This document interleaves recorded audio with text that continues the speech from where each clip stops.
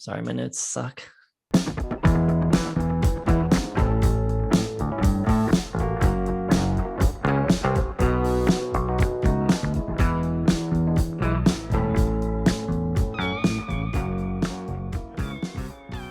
What's up, everybody? Welcome back to Listography.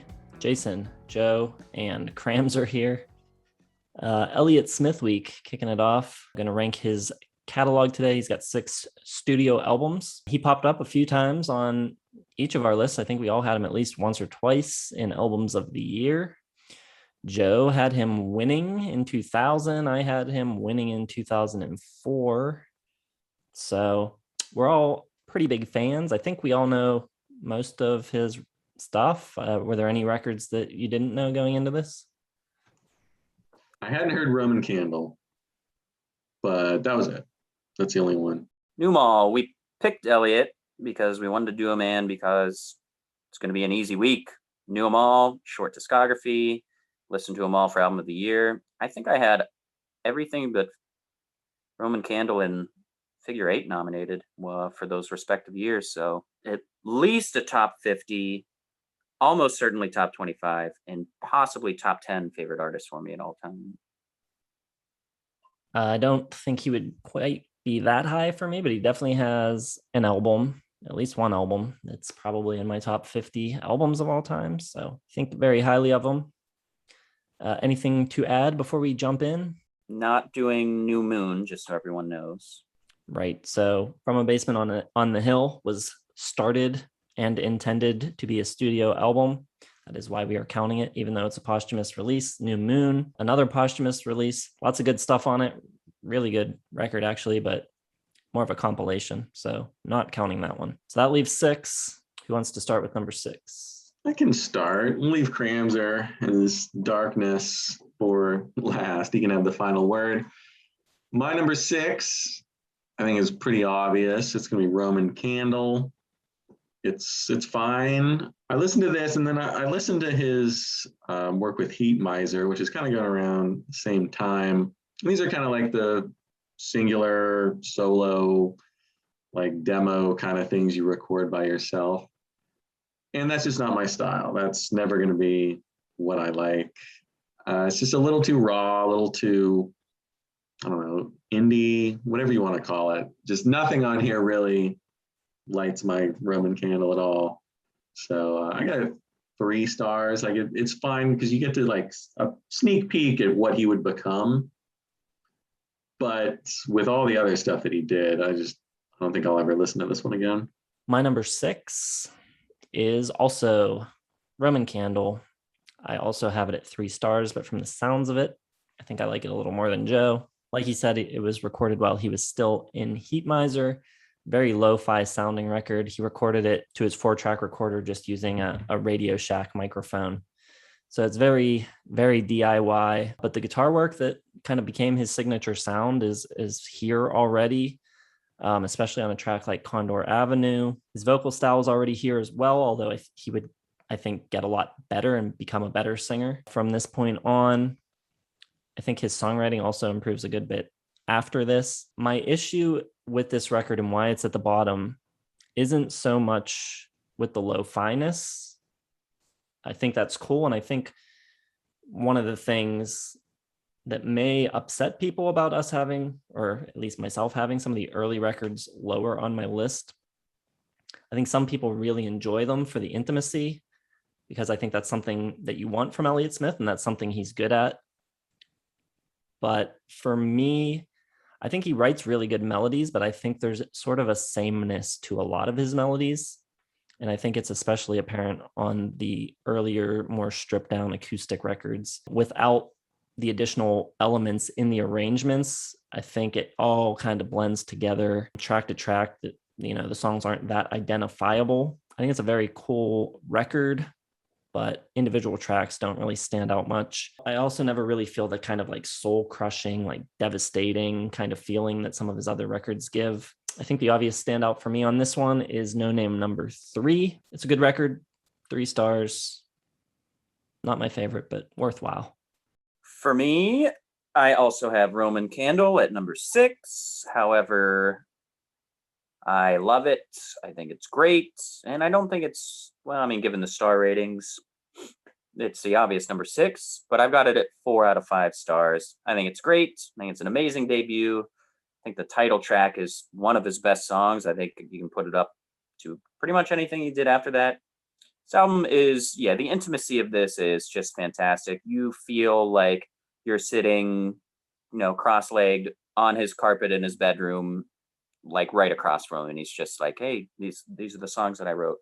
It's really awesome, and it's so cryptic and moody but beautiful at the same time. And all of these adjectives I'm going to use for this album will carry over to every other single Elliott Smith album, because his identity is all over this, and he never escapes that. It's great. He's like a darker, more intense Paul Simon on this album. Like, you can hear influences of other singer-songwriters, but he's definitely his own thing. I mean, 30 years after the fact, you're going to have influences.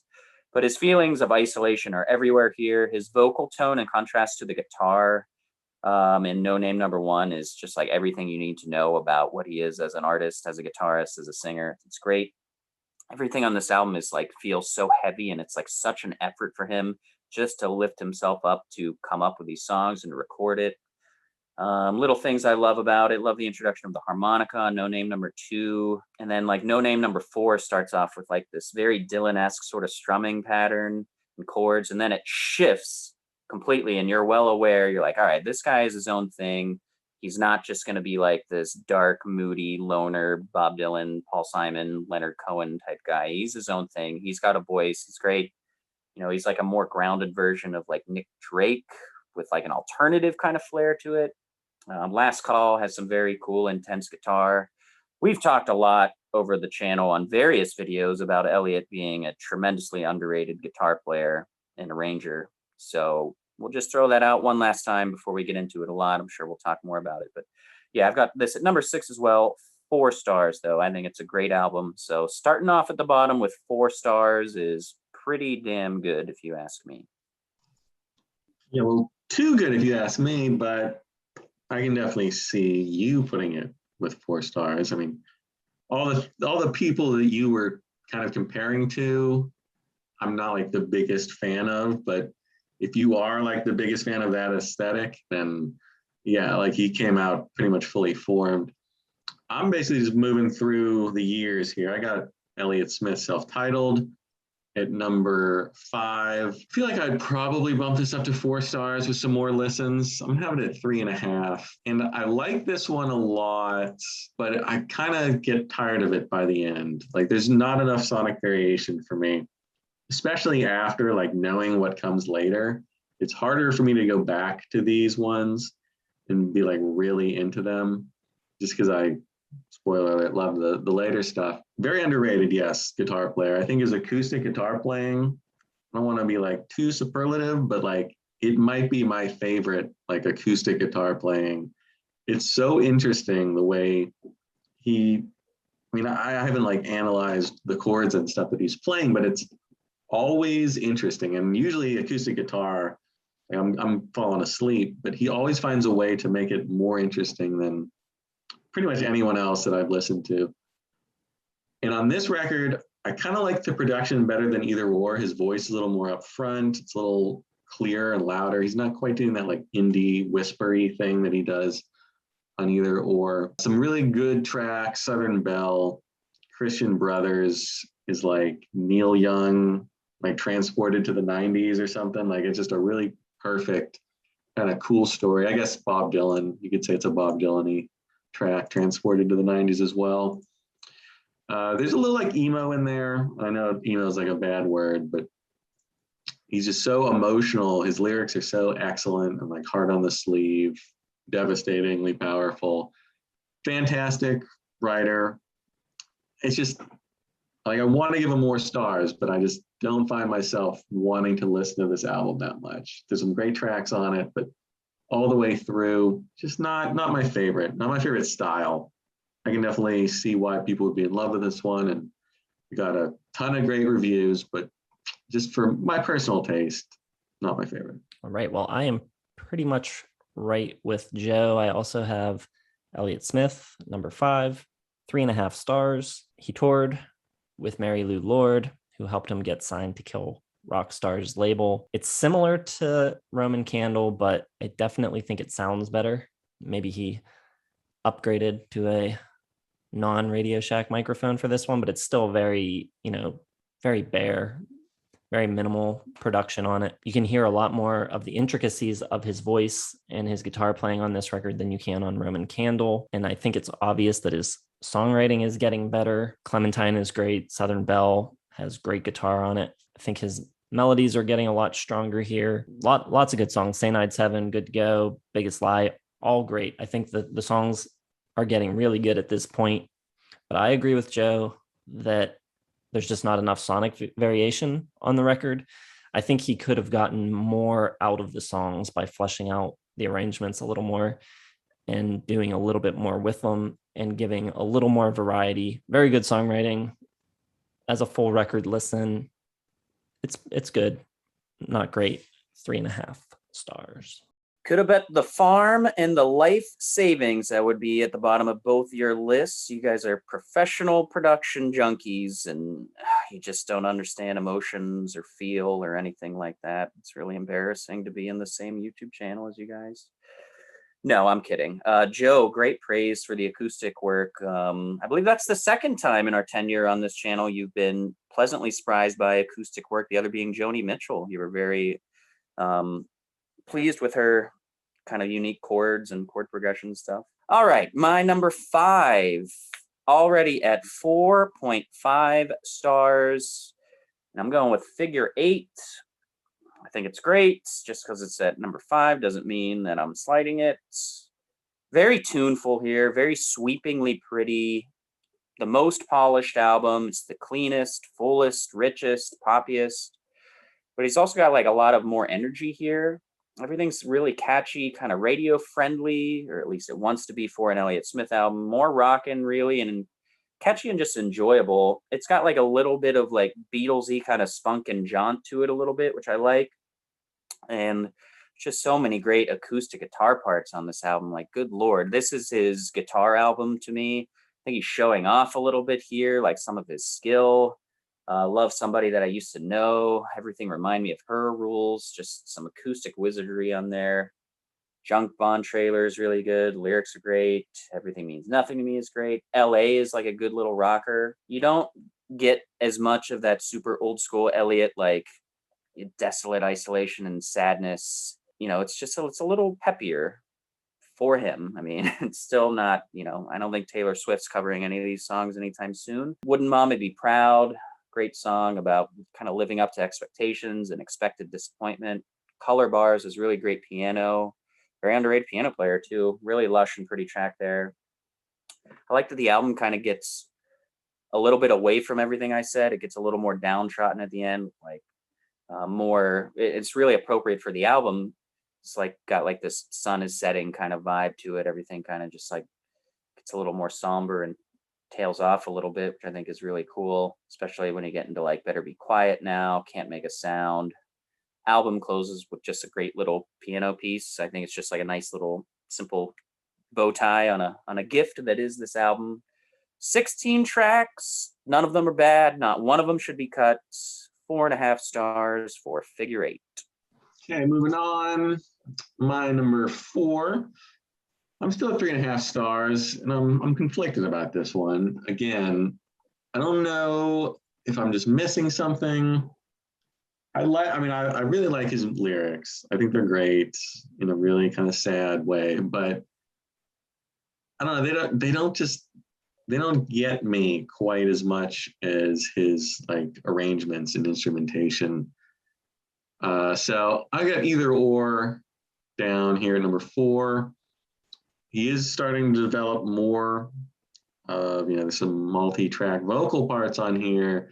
There's some piano, there's some electric guitar, there's a little synth action going on. Some Big Star influence on Ballad of Big Nothing. Between the Bars is kind of his breakout track. He got a song on Good Will Hunting soundtrack. He was like actually like a thing for a little bit, like a pop culture kind of phenomenon, I guess, for a minute there. And I mean, this album has plenty of great songs. And everything I read about it is just like straight praise. Like everyone loved it. Speed Trials is a great way to start it off. I think that and Alameda. Really, the first half is pretty flawless. And then, I don't know, I feel like it's a little bit samey towards the end. Cupid's Trick is all right. There's some electric guitar in there. Rose Parade's pretty good, but I don't know. If his later stuff didn't exist, maybe I'd like this more. But I'm just such like a sound junkie. Not always, doesn't mean production, because he was sort of a one-man auteur of sound and melody and everything. And he'd really start to explore that when he got onto a major label. So I think it's just the fact that it's a little too sparse for my liking. I don't love like the whisper indie singing quite as much as, you know, the multi-track stuff they would do on XO and Figure Eight, and sort of the rock sound that he got to posthumously on Basement. But it's a good album. I'm sure everyone is going to have it, one or two, but for me, just not quite what I want to hear from Elliott. All right, so this is where it gets really tough for me.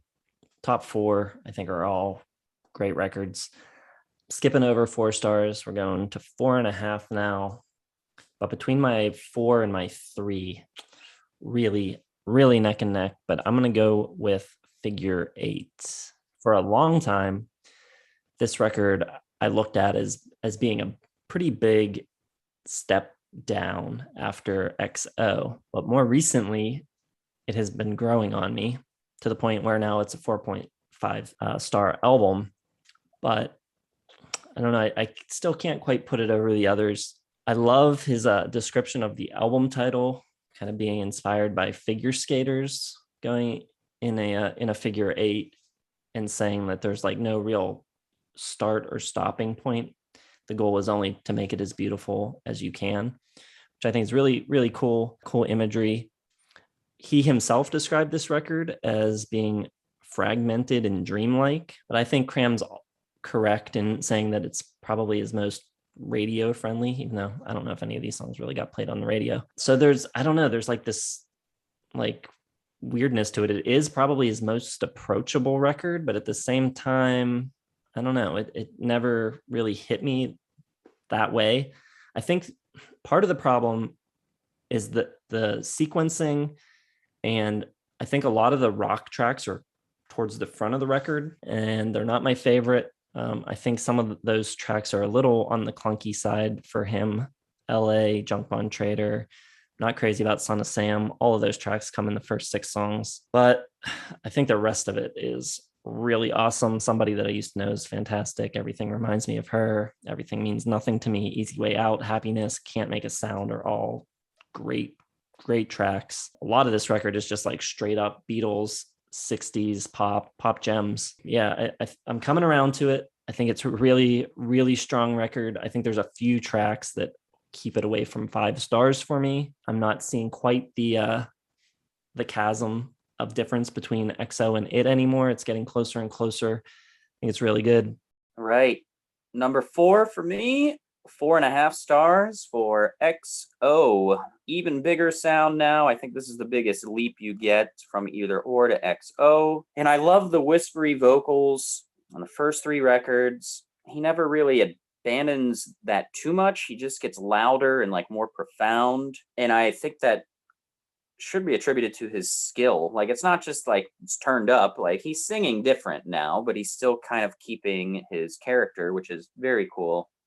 And on this album, you're getting much more accompaniment than you ever have, and instruments per song. Everything is amplified more. You're getting pianos and horns and strings, and the instrumentation themselves are a big focus of the song construction. But the writing is still really good. Not as good as Either Or to me, but still great. This album might be the least kind of darkly emotional and the less kind of direct heartbreak here. You get some like different playful sides of him here. You get some like sort of snide and antagonistic kind of and like brash kind of moments from him. I think Sweet Adeline is really good. I love the piano on Waltz Number 2 and Waltz Number 1. And I just like that he like is getting, you know, bigger, bolder, but he's not abandoning really anything he was before. He's not selling out. The production quality is improving and everything's busier, but it's not ruining him as an artist. Like, I know a lot of like diehard Elliott fans prefer the early albums, but I haven't heard too much people be like, he just straight up sold out. Like, he just, there's too much of his writing is just so soulful that it's never going to happen. Independence Day is great. Love the guitar on Bled White and all the instruments, actually. Yeah, Bottle Up and Explode is great. The electric guitar solo there is great. Like all that spite on a question mark. Really cool. Resentment on it. I think it's just kind of a different side of his writing. I think he's being a little bit playful with his lyrics and acknowledging different sides of his thought process. Really cool. Almost 5 stars. 4.5 for EXO, number 4. Well, I can see we're going in different directions here. It's fine. We can all love Elliott for different things. My number 3, and this is an album I didn't really like at first, but it is growing on me. Got Basement on a Hill. From a Basement on the Hill, sorry. And starting out this little exercise, this little listography, I had it second to the bottom, but after a lot of listening, I've raised it up to 4 stars, my number 3. And it would be higher, but the second half still hasn't like hit me yet. I think the first half is just perfect. His best kind of electric, powerful rock right off the bat with Coast to Coast. Let's Get Lost, a little kind of typical classic Elliott Smith. And then you get Pretty Ugly Before, Don't Go Down, and Strung Out Again. Just really cool, amazing guitar parts on those. Strung Out Again has this like crawling menace, like guitar part. It's really like grimy, and his vocals are high and like, is him singing on it? Like, I actually didn't look it up, but like he has this like really high register on it that sounds nothing like anything he'd done before. But you wouldn't be able to recognize him if like you just heard that track. It's really cool though. Pretty Ugly Before, just another cool song. Don't Go Down has like this almost dissonant, like seasick guitar part, which I think is really cool. I don't think I've ever heard anything quite like it before. You know, I definitely hear some big star stuff on here. The piano, the guitar, it's great. I mean, I think he's a master guitar player, a master pianist, a master arranger. And I don't know, the first couple times I listened to it, I just didn't get like the harder rock sound, especially after Figure 8, which is so pretty to me. Like, I think it's just beautiful and lush. This one's a lot like harder and sharper, but it's definitely growing on me. It could rise a little bit even more. So definitely 4 stars for me, and could be higher if I learn to love the second half. All right. Well, glad to hear that one's growing on you. My number 3 is Either Or. 4.5 stars again for this one. Very critically acclaimed record. It's very sparse, retains a lot of the charm of his first 2 releases, but you do get some drums on the opening track, Speed Trials. I think his voice is getting a lot stronger here. Joe's right, it's not mixed as loud as it is on the self-titled record, but I think he has a lot more control over his voice on this record. I like the whisperiness of it. And occasionally when he double tracks it, it sounds fantastic. Alameda is great. Love when the electric guitar comes in. And then a little later, the bass comes in, gets really full. The mix kind of expands. It's almost like the Wizard of Oz going from black and white to Technicolor. Just the sound of the record just completely opens up. I think you can really see on this record, more so than on the first 2, how much potential he has. I think the first 2 records can be really charming, and these like nice little DIY records, very cool. But I think on this record, he really shows that he's capable of so much. Lyrics on it are great. Great double track guitars on Ballad of Big Nothing. I think that's a really huge staple of his sound. I mean, his playing is really great, as Joe alluded to, but man, no one double tracks acoustics the way Elliott does. Just so cool. So tight, but like also the takes are different enough that they kind of like push and pull each other. It's really awesome. Between the Bars, great, has the intimacy of his first two records, but I think he really kind of invites you in on this record where I don't think he does that as much on the early records. No Name number 5 almost sounds like kind of his version of the Rain Song or something by Zeppelin. Rose Parade's got a great melody. Angelus is great. Then it ends with the awesome 1-2 punch, 2:45 a.m. and Say Yes, two of my favorite Elliott Smith songs. Really love this record. 4.5 stars for either or. Yeah, I get what you're saying, that he's like more inviting here. I don't think I would put it that way. I think he's incredibly inviting, and without any front on the first couple albums, he's just not a very good host. He's too, like, no one wants to show up to someone else's house and they're just like, yeah, I guess you can come on in. So I understand, but I'm going with the self-titled Elliott Smith, number 3, and I've got it at 5 stars. You guys are criminally underrating this album. Just intimacy in the songwriting is just so good. It's essentially just like Roman Candle 2, basically. Like, there's not a whole lot more. It's a little bit more like production, and the mix of the vocals very in your face. There's a little bit of vocal layering here, not like he will do on either or, but it just makes those whispery, fragile vocals that much more ghostly, which is great. Album is just gorgeous, courageous, bleak, honest piece of just self-expression. It's fantastic. It's the only way to look at some very touchy subjects, a lot of vulnerability, and just very depressing stuff at times. He's like the Sylvia Plath of indie rock on this album, like, without a doubt. Very dark. Needle in the Hay, Christian Brothers, all-time classics. I love Clementine. It's got such a cool groove to it. Like, it's like barely there, but it's there. And then Southern Belle, the timekeeping in that song is just awesome. Everything's just a little more realized than Roman Candle. Just really getting in the zone here. The music, very challenging, not for everyone, not for every moment in your life. I mean, I was talking about how much I love Elliott Smith, but I don't listen to him all that much because I don't want to be sitting here with a candle in my face, just thinking about all the negativity that has ever happened in my life. But there is something to that. Not everything is, roses and bubblegum and balloons and ponies. That's why this is just such great art. It's an aspect of the human existence that's hard to deal with, but he does it so that you don't have to. It's a way to heal, feel, cope, grow, not feel alone. It's great. Starting to get a little bit of electric guitar on here and single file. Coming Up Roses is great. Really beautiful ringing out of the acoustic sound on Satellite. Maybe like his most Neil Young instrumental kind of moment to me. Good to Go is really pretty. Biggest Lie, it's great. He does that kind of quivering thing at times on that song.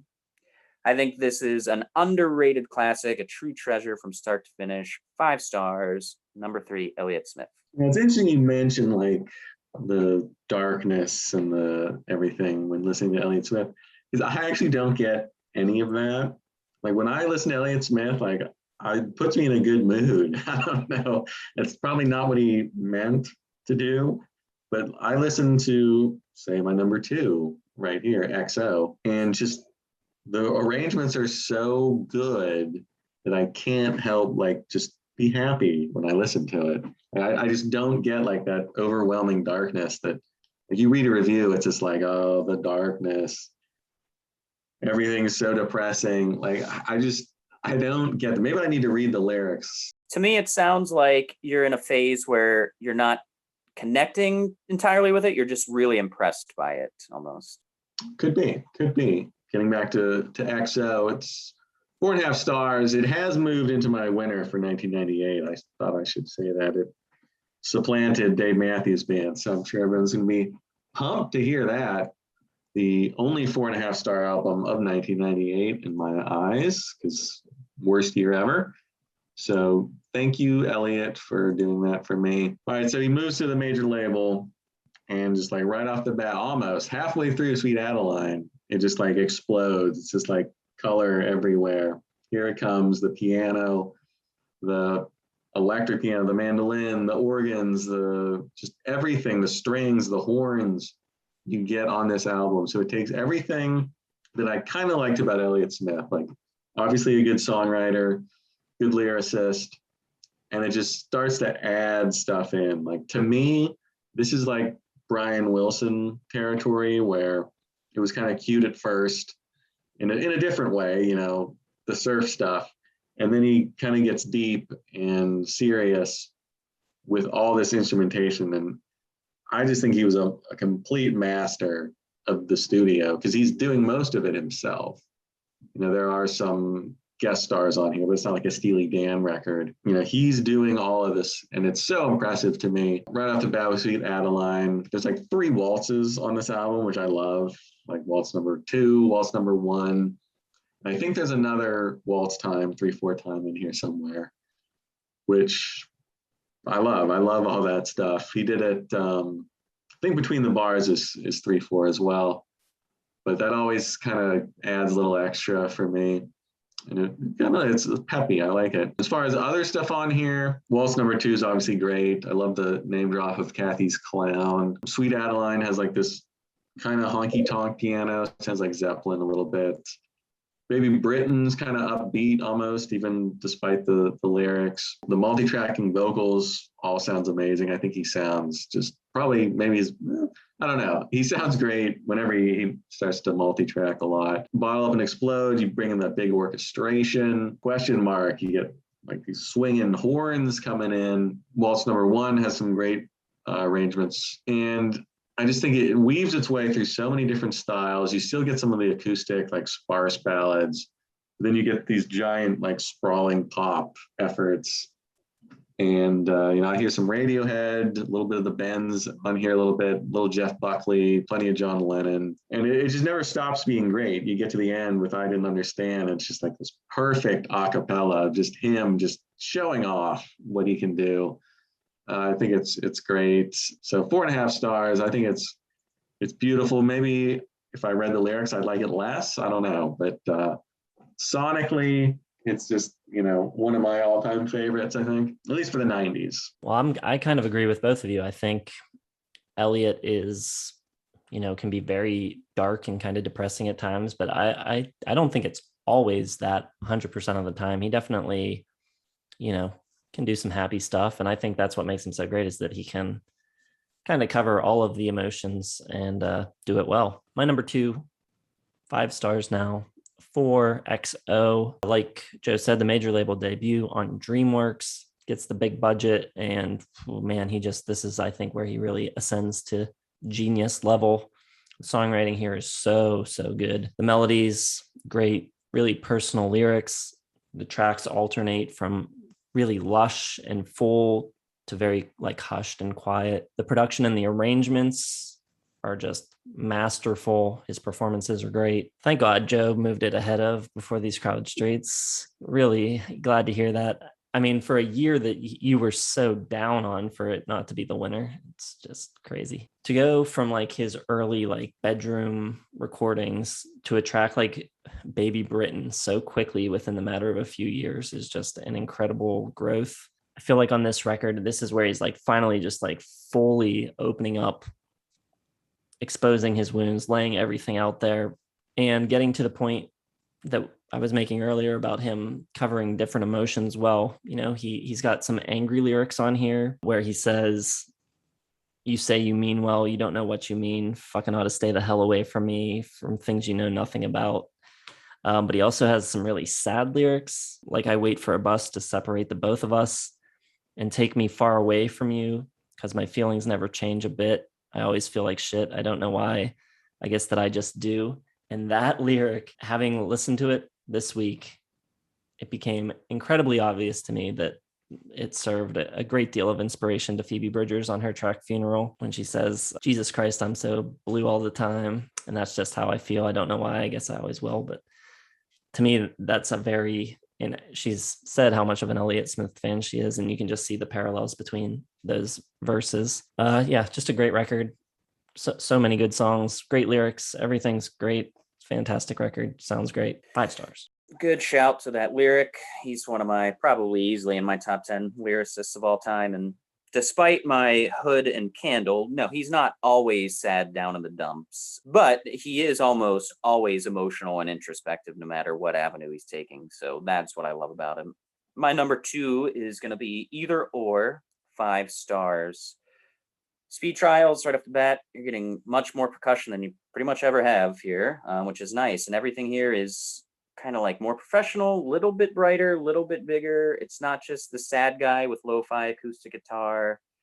The feeling's there, but the presentation is more poetic and descriptive because of a little bit more of arrangements. And the vocal layering is the star of the show here. It's just got like some of the most beautiful, ghostly, loud whispers ever. And I think here you're starting to get a little more of like that Beatles quality that we've all, I think, mentioned on XO and Figure 8 and such, especially on some of the guitar part. But also with the drums, you're getting a little bit more of like grungy alternative feel at times, which I think is really cool.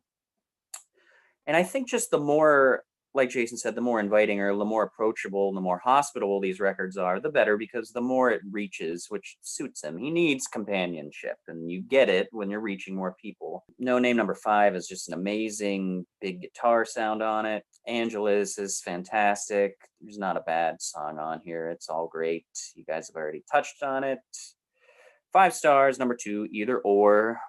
Let's get to the winners. No one picked Either Or as a winner, which will probably surprise and or upset some people. But when are our commenters not surprised or upset?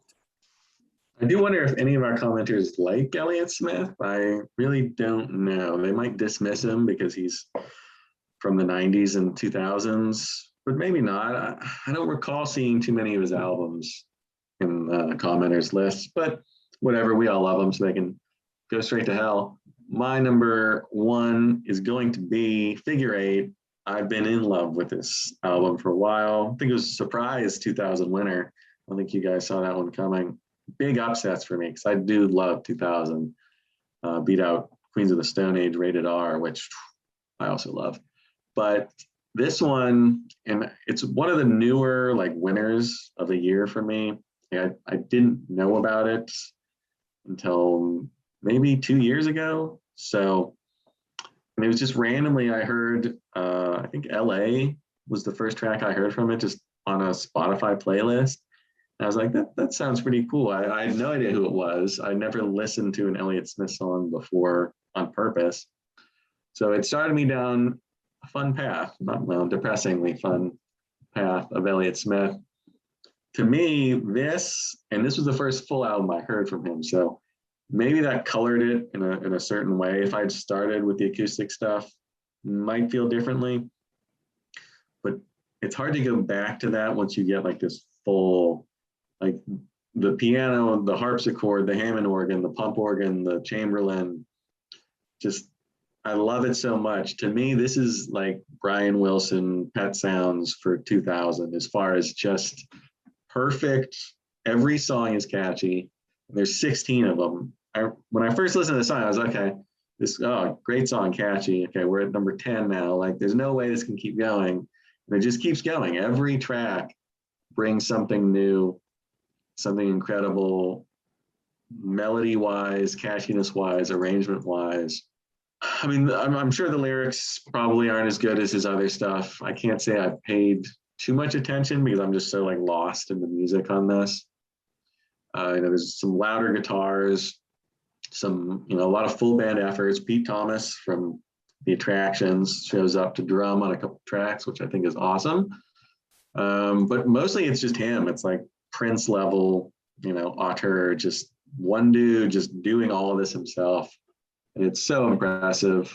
I love the kind of Baroque pop sound of Pretty Mary Kay. I think Son of Sam in LA are like almost like straight rock songs, but still, that's kind of special Elliott Smithness that no one else could replicate.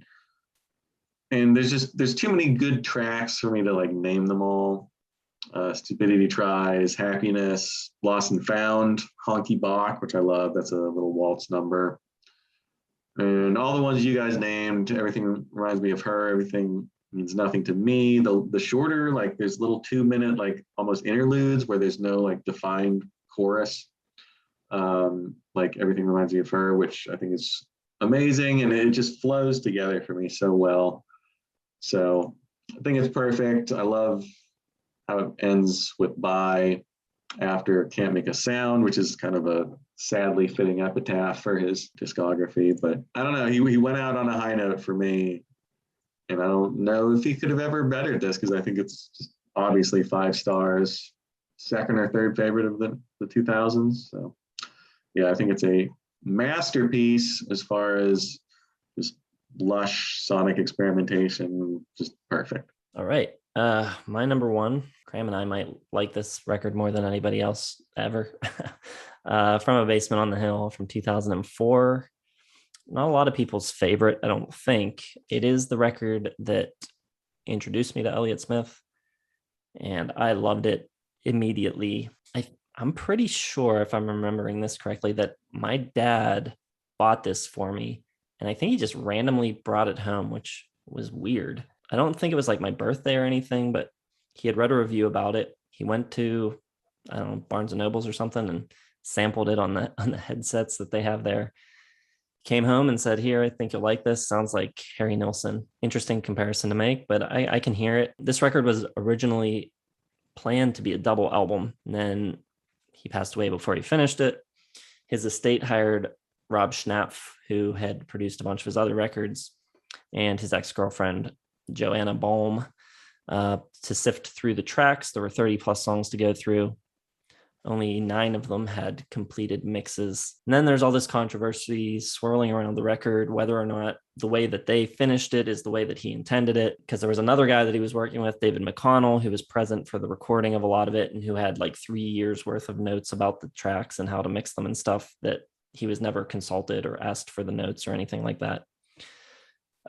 He says that Elliott didn't plan on having Pretty Ugly Before on the record at all. The little found sound kind of interlude in the middle, ostrich and chirping, isn't even Elliott Smith. It's McConnell making all the noise, and it was just on one of the tapes that they found, and they stuck it on there. So I don't know. Maybe it's not the way Elliott would have finished it if he had lived. Probably not. But I think what is there is absolutely unbelievably great. I think it's so good. I forget if I said this in the album of the year video when it won for me in 2004, but I really feel a lot of like White Album era Beatles coming from this record in a major way. I think, I don't know, it's like he's all 4 Beatles in one. Kind of like some of the stuff reminds you of Lennon. Some of it reminds me of McCartney. There's some guitar parts on some of the tracks near the end of the record that to me sound a lot like George Harrison. Amazing, amazing record. I think the songwriting is brilliant. Some of his best ever writing. I just think it's great. Really sad and kind of, foreshadowing what would eventually be the end of his life. So I think people feel weird about that too, how it's kind of like, I don't know, seeing his death as entertainment somehow. But I just think it's an amazing piece of art. Really incredible. Yeah, I agree with everything you said, including don't think there are any human beings that like this album more than Jason or myself. I probably think it's one of the most underrated albums of all time, without a doubt. Just missed winning in 04 for me. One of the strongest silver medals I would give out. I love the White Album comparison.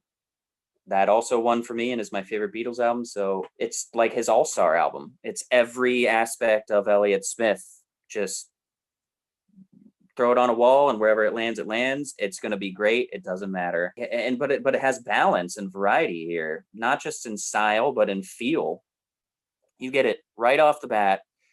Like, this was, I knew a lot of his songs, but I think this was the first album I listened to straight through. And I knew all of like the more subtle, somber stuff.